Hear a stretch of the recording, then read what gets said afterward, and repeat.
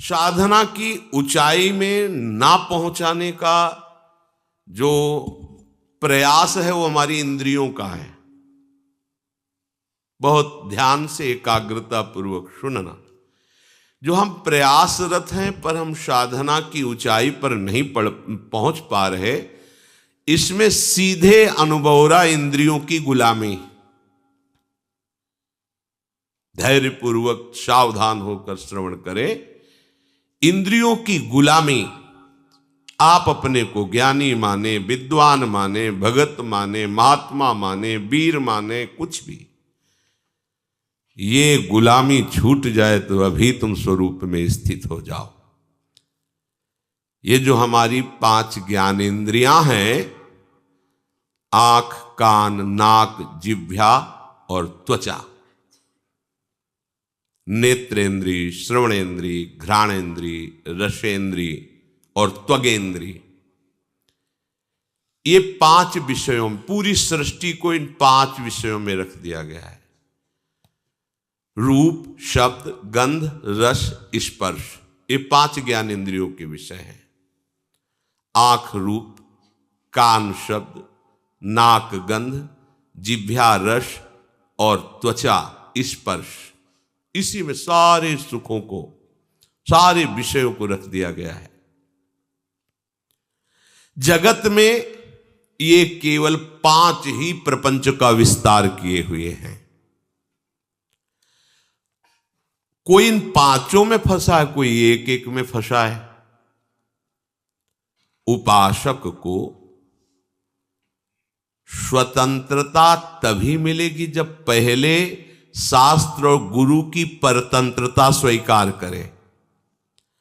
शास्त्र और गुरु का भय, शास्त्र और गुरु का शासन स्वीकार करे तो इंद्रियों के विषयों से हटने का उसको सौभाग्य मिल जाएगा। अगर वो शास्त्र और गुरु से स्वतंत्र है तो इन प्रपंच में वो परतंत्र रहेगा। सिद्धांत है ये। आजकल सबकी यही मांग है कि मैं किसी के अधीन नहीं, मेरा जीवन स्वतंत्र, मैं जो चाहूं कर सकता हूं। स्वतंत्र का हो, इंद्रियों के गुलाम हो, मन के गुलाम हो, विषयों के गुलाम हो। तुम विषयों को नहीं भोग रहे, विषय तुम्हें भोग रहे। विषय तुम्हारे अधीन नहीं, तुम विषयों के अधीन हो, विवेकहीन हो, इसलिए तुम समझ नहीं पा रहे हो। इंद्रियों की, विषयों की, मन की गुलामी को तुम स्वतंत्रता समझते हो। आजकल यही स्वतंत्रता मानी जाती कि जो मैं चाहूं भोगूं, जो मैं चाहूं देखूं, जो मैं चाहूं करूं, तुम मुझ पर अंकुश नहीं लगा सकते हो क्योंकि मेरा जीवन स्वतंत्र है। वाह, कैसी स्वतंत्रता! तुम समझ नहीं पा रहे हो स्वतंत्रता का स्वरूप क्या होता है।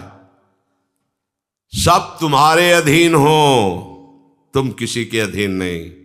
ये तो कोई महात्मा होता है, ये तो कोई पहुंचा हुआ सिद्ध होता है, और तुम अपने को स्वतंत्र समझ रहे हो। इंद्रियों के विषयों की गुलामी करते हो, मन की गुलामी करते हो, शरीर की गुलामी करते हो और अपने को स्वतंत्र समझते हो। कहते हो हम स्वतंत्र हैं, जो चाहेंगे करेंगे।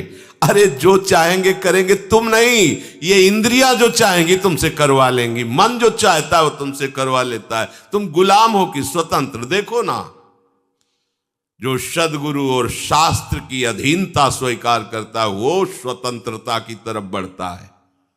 जो मन और इंद्रियों की स्वीकार करता है वृत्ति, वो गुलामी है। चाहे जितना बड़ा वीर हो, बाहर विजय प्राप्त करने के लिए दौड़ता रहता है, पर इंद्रियों पर विजय, मन पर विजय तो कोई गुरु कृपा पात्र ही कर पाता है। मनुष्य शास्त्र की बात, संत की बात, महात्मा की बात, ग्रंथ की बात, आचार्य की बात को कहता मैं क्यों मानूं, मैं तो स्वतंत्र हूं। वाह, क्या स्वतंत्रता है! वो कह रहा है मैं स्वतंत्र हूं, घोषणा करता है मैं जो चाहूं कर सकता हूं। जरा धैर्यपूर्वक सोचो, तुम गुलाम हो कि स्वतंत्र हो? गुलाम हो तुम, स्वतंत्र नहीं हो। जब ये इंद्रियां तुम्हारे अधीन होंगी, मन तुम्हारे अधीन होगा, तुम विश्व के किसी भी विषय से प्रभावित नहीं होगे, तब तुम स्वतंत्रता की तरफ बढ़ रहे हो। पराजित होकर घुटने टेक देने वाले को गुलाम कहते, स्वतंत्र नहीं कहते। तुम ये विषय, इंद्री, मन, इनके गुलाम हो और भगवदानंद की अनुभूति करना चाहते हो, पहले इनकी गुलामी से हटो। भगवान शंकराचार्य जी से प्रश्न किया गया कि जगत को किसने जीता? जीतम जगत के न। ज्ञान समुद्र है, बड़े बड़े विद्वानों को एक क्षण में मौन करा देने वाले महापुरुष। प्रश्न हुआ, जीतम जगत के न, किसने संसार को जीता? कौन स्वतंत्र और विजयी माना जाएगा? उत्तर हुआ, मनो ही एनो। जिसने 5 ज्ञानेंद्रियों सहित मन को जीत लिया, उसने जगत को जीत लिया, संसार को जीत लिया, त्रिभुवन को जीत लिया। बड़े बड़े वीरों को परास्त करने वाला, बड़े बड़े देशों पर विजय प्राप्त कर लेने वाला, वो विजयी नहीं कहा जाता। विजयी वो है जो विषयों के आकर्षण को, इंद्रियों को, मन को जीत लिया, उसे कहा जाता है विजयी। मामूली सा एक छोटा विषय इंद्री का तुम्हें अधीन करके पतन करवा देता, तुम्हारी दुर्दशा कर देता। तुम अपने को वीर समझते हो, स्वतंत्र समझते हो। अरे तुम ये नहीं समझ रहे कि कितनी बड़ी तुम्हारी गुलामी हो रही इंद्रियों की। वो जैसा चाह रही वैसा करवा रहे हैं। तुम घोषणा करते हो मैं वीर हूं, मैं उपासक हूं, मैं विजयी हूं, संसार त्यागी हूं। देखो ना, इंद्रियों की, मन की गुलामी से जो मुक्त हुआ, वही तो मुक्त कहा जाता है, वही तो भगवदानंद का अधिकारी होता है। पूज्य श्री भाई जी महाराज कह रहे हैं, मुंबई में एक बड़े विद्वान और ज्ञानी महात्मा, वो मेरे पास मिलने के लिए आए। वो बहुत बड़े सम्माननीय थे, बड़ा उनका सम्मान होता था। इतने बड़े वो विद्वान थे कि बड़े बड़े तार्किक उनके सामने टिक नहीं सकते थे। जहां कोई प्रश्न करे तो प्रश्न पूरा नहीं हो पाता था, उत्तर प्रारंभ हो गया उनका उत्तर। परंतु जब वो हमारे पास आए, 1-2 दिन रुके, तो उनकी दिनचर्या देखी। वो इतनी रसेंद्री के वश में थे, कुछ कुछ मिनट में भाई जी गरम जलेबी मंगवा दीजिए, वो रबड़ी, वो भुंजिया मंगवा दीजिए, ऐसा वैसा, इतनी मांगे थोड़ी थोड़ी देर में। फिर कहते कि मथुरा के जैसे पेड़े होते हैं, वैसे तो ब्रह्मा ने सृष्टि में कुछ रचा ही नहीं, मथुरा किसी को भेजकर पेड़े मंगवा दीजिए। एक दिन में 25-50 चीजें अलग अलग से मंगवा के पाना उनका स्वभाव था, प्रभाव था कि बड़े बड़े विद्वान तर्क में परास्त हो जाते थे और ज्ञानी थे, महात्मा वेश में थे, बड़ा सम्मान होता। हमारे एक मित्र थे नानू राम जी, उन्होंने उनको निमंत्रण दिया। महाराज की विद्वता और सम्मान देख करके जब घर ले गए तो छक गए शाम तक ही। महाराज ऐसी ऐसी मांगे, ऐसी, भाई जी से कहा कि अब इनको कभी निमंत्रण नहीं देंगे, इतनी मांगे थोड़ी थोड़ी देर में, ये वो ऐसा। फिर मैं एक दिन उन महात्मा जी से पूछा कि महाराज आपका ज्ञान, आपकी विद्वता, आपका प्रभाव, फिर ये कलंक कैसा? एकांत में थे, अपना बड़ा हितैषी जान करके उन्होंने कहा कि यद्यपि इन विषयों का आत्मा से कोई संबंध नहीं है, इसमें मेरी कोई हानि नहीं है, क्योंकि मैं निरपेक्ष रहता हूं। पर वास्तविक आपसे छुपाव की बात नहीं, मैं रसेंद्री को जीत नहीं पाया हूं। ये बार बार मुझे परास्त करती, मुझे ग्लानि भी होती है, पर मैं क्या करूं, इसको जीत नहीं पा रहा हूं रसेंद्री को। ये नया नया चाट बन गया है, ये लाओ वो लाओ, मैं दुखी भी हूं पर इसको जीत नहीं पा रहा हूं। देखिए देखिए भाई जी कह रहे, देखिए देखिए, इतना बड़ा ज्ञानी, इतना बड़ा सम्माननीय एक इंद्रिय की गुलामी नहीं छोड़ पा रहा है। इसलिए उपासकों से हम कहते हैं कि महात्मा बनना सरल है, विद्वान बनना सरल है, लेकिन स्वतंत्र होना बहुत कठिन है। एक छोटा सा विषय घुटने टिकवा देता है, छोटा सा विषय। इतना बड़ा ज्ञानी महात्मा परास्त होकर, दुखी होकर कहता है मैं रसेंद्री की चाट नहीं छोड़ पा रहा हूं। ये बार बार उपासक जब इंद्रियों के परवश हो जाता है तो मामूली सी वस्तु में क्या क्या उसकी दशा होती है, मामूली सी बात में क्या क्या उसकी दशा होती है। गोस्वामी तुलसीदास जी ने देखा इन इंद्रियों की लोलुपता को। ओह, इन इंद्रियों ने मुझे मजाक बना दिया, हंसी उड़ाई, अपने वश में कर लिया। अब नहीं, अब नहीं, अब मैं प्रभु का हो गया हूं। इंद्रियों, अब तुम हमें अपना गुलाम नहीं बना सकती, अब तुम हमारी हंसी नहीं उड़ा सकती। उन्होंने कहा अब लो नशानी, अब ना नशई हो, राम कृपा भव निशा सिरानी, जागे फिरी न डसे हो, अब लो नशानी, अब न नसई हो, पर बस जानी हंस्यो इन इंद्रिन। अब तो मैं प्रभु का हो गया हूं, निज बस हुए न हंसई हो, अब लो नशानी, अब ना नसई हो। जब तक प्रभु का बल,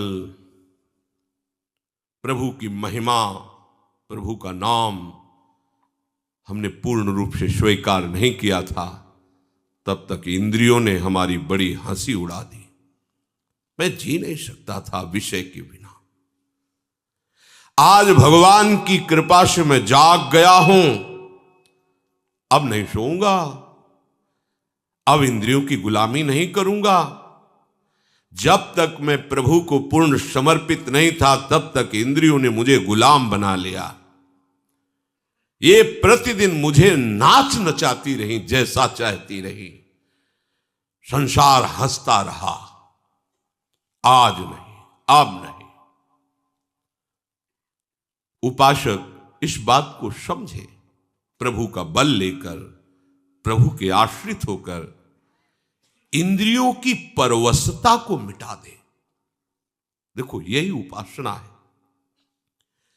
थोड़े से स्वाद के लिए, थोड़े से सुख के लिए, थोड़ी सी सुंदरता के लिए, थोड़े से शब्द सुनने के लिए, स्पर्श करने के लिए सच्चिदानंद सुख का बलिदान कर रहे हो। यह अवसर सच्चिदानंद सुख के लिए मिला है, क्या कर रहे हो? मणिगण पुंज ब्रजपति छाणत, हित हरिवंश कर गही कंचु। इंद्र नील मणि मनोहर श्याम सुंदर को छोड़कर कांच ग्रहण कर रहे हो। सावधान। कैसे सावधान? कूर्मोंगानीव सर्वशः। जैसे जरा सा भय आने पर कछुआ अपने अंगों को कवच के अंदर समेट लेता है, ऐसे ही तुम सारी इंद्रियों को प्रभु में समर्पित करो। कछुआ जहां थोड़ी सी खटक हुई, तत्काल उस अपने अंगों को सुरक्षित रखने के लिए कवच के अंदर कर लेता है। इंद्रियों को विषयों से समेट लो, आप सुरक्षित हो जाओगे, आपका भजन सुरक्षित हो जाएगा। परांच खानी, ये इंद्रियों का स्वभाव है, ये बाहरी भागती हैं। ब्रह्मा जी ने रचना की है बहिर्मुख इनकी। ब्रह्मा ने इनका स्वभाव बनाया है बाहरी विषयों पर जाना, और जो इस स्वभाव को रोक दे वही भाव को प्राप्त होता है। भावोत्सवेन भजताम रस काम धेनुम, पर कठिन है इनको रोकना। क्रम है, सीधे इंद्रियों को वश में नहीं कर सकते। यदि मन बुद्धि के वश में हो जाए तो फिर मन इंद्रियों को वश में कर सकता है। बुद्धि तुम्हारे वश में होनी चाहिए, बुद्धि तुम्हारे वश में, बुद्धि के वश में मन, और मन के वश में इंद्रियां, अब सब ठीक हो जाएगा। सरलता से इंद्रियों को रोका जा सकता है यदि ऐसा क्रम हो। इंद्रियों को हमें जहां लगाना है वहीं लगेंगी, पर उसके पहले मन को ठीक करना है। मन को ठीक करने के लिए पहले बुद्धि को ठीक करना है। बुद्धि को ठीक करने के लिए पहले हमें ठीक होना पड़ेगा। हमें स्वयं ठीक होना। मैं प्रभु का हूं, प्रियालाल का हूं, कोई संसारी नहीं हूं। कल जैसे एक प्रश्नकर्ता प्रश्न कर रहा था कि आप बड़े बड़े महात्माओं की बातें बताते हो तो भगवान के स्वरूप हैं, वो भगवान के नित्य जन है, हम कहाँ? ये घाटे की बात है। हम सब उसी बड़े के हैं। समुद्र की कौन सी लहर महिमा युक्त है और कौन सी छोटी है, बताइए आप? उसी आनंद समुद्र के हम सब अंश हैं, बराबर अंश हैं, बराबर। जो भगवान शंकर की आत्मा है वही तुम्हारी आत्मा है, वही एक चींटी की आत्मा है। आत्मा में कोई परिवर्तन, छोटाई बड़ाई घटाई नहीं है। ये मूढ़ता की बात छोड़ो, ये समझो कि वो बड़े कैसे हुए हैं। बड़े का संपूर्णतः आश्रय ले लिया, सबसे बड़े प्रभु हैं, और उन्होंने प्रभु के नाम का आश्रय ले लिया, रूप का आश्रय ले लिया, जगत का आश्रय छोड़ दिया, तो वो बहुत बड़े हो गए। तुम छोटे क्यों हो रहे हो? क्योंकि तुमने छोटे का आश्रय ले लिया। ये जगत के नाम रूप, जगत के विषय, भोग, अनुकूलता, प्रतिकूलता, है सब छोटी बात है। इसीलिए तुम इतने हे भाव से युक्त हो गए हो। हम कहां? नहीं, तुम उसी तत्व से स्थित हो, तुम उसी से बने हुए हो, तुम और कोई नहीं हो। पहले स्वीकार करो मैं प्रियालाल का हूं, क्योंकि बुद्धि शुद्ध करने के लिए सबसे पहले यह स्वीकृति आवश्यक है। मैं संसार का नहीं हूं, मैं रिश्ते नातों का नहीं हूं, मैं शरीर का नहीं हूं, मैं प्रियाजू का हूं, प्रियालाल का हूं। ये सब इंद्रियां हमारी बहुत सहायक हो जाएंगी यदि आप इस सूत्र को समझ लें। आप इंद्रिय विजयी हो जाएंगे अगर ये सिद्धांत समझ लीजिए। ध्यान से समझना। देखो, घोड़े रथ में जुते हुए हैं, रथ को खींचकर लक्ष्य पर पहुंचाना घोड़ों का ही काम है। रथ में घोड़े हैं, उनमें बहुत पावर है, ये बहुत अच्छी बात है, क्योंकि मार्ग तय करने के लिए मरे हुए घोड़े नहीं चाहिए, पावरफुल चाहिए। परंतु अच्छे मार्ग पे चलाना और बुरे मार्ग पे चलाना, यह सारथी के अधीन बात है। घोड़ों को उनकी इच्छा पर छोड़ दोगे तो मार्ग से वो भटक जाएंगे।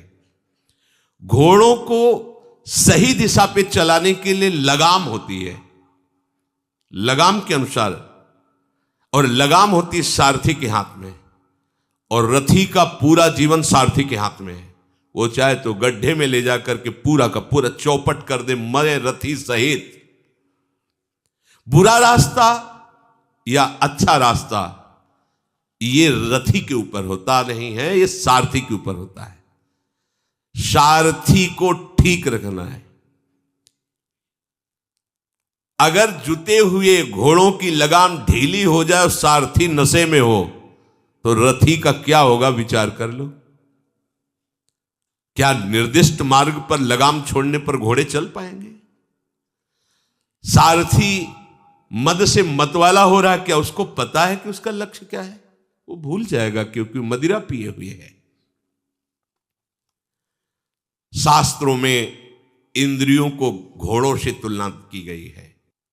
बहुत बलवान घोड़े इंद्रियां हैं, उनकी लगाम मन है। मन रूपी लगाम को पकड़े हुए जो सारथी है वो बुद्धि है, और इसमें जो बैठा हुआ रथी है वो जीव है, वो आत्मा है। जो आत्मा है वो रथी है, रथ में बैठा हुआ है। विद्धि शरीर रथ में वतु, ये शरीर रथ है, आत्मा रथी है, बुद्धि सारथी है, मन लगाम है, इंद्रियां घोड़े हैं। ये शास्त्र कह रहा है। इसी रथ में बैठकर हमें अपने असली घर पर पहुंचना है, प्रभु के पास। ये रथ मिला है यात्रा तय करने के लिए, प्रभु के धाम में पहुंचना है। इसलिए अपनी आत्महत्या मत करो। आत्महत्या, अगर ड्राइवर नशे में है तो पूरा का पूरा गाड़ी चौपट कर देगा, ऐसी जगह भिड़ा देगा, ऐसी जगह गिरा देगा, बिना लक्ष्य के चला देगा। सबसे पहली दवा करनी है रोगी ड्राइवर की, सारथी की।